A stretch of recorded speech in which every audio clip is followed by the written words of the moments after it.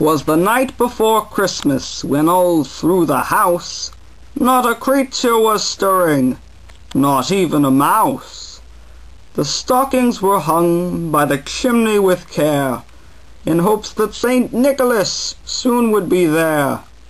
The children were nestled all snug in their beds, while visions of sugar plums danced in their heads. And Mamma in her kerchief, and I in my cap, had just settled our brains for a long winter's nap, when out on the lawn there arose such a clatter, I sprang from my bed to see what was the matter.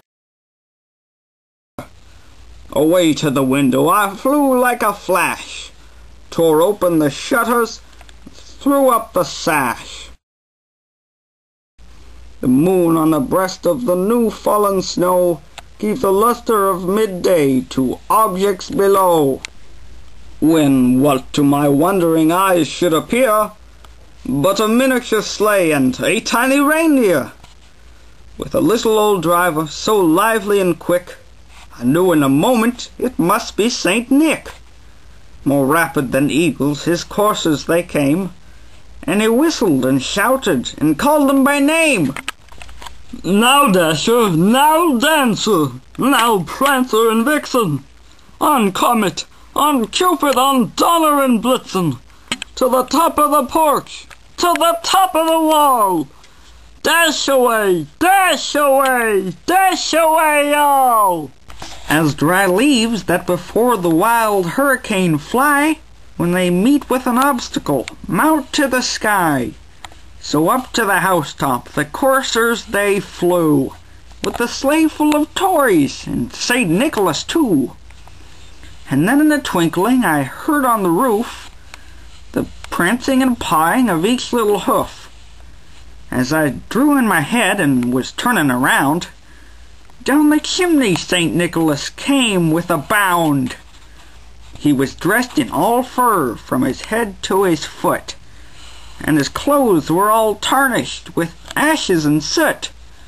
A bundle of toys he had flung on his back, and he looked like a peddler just opening his pack.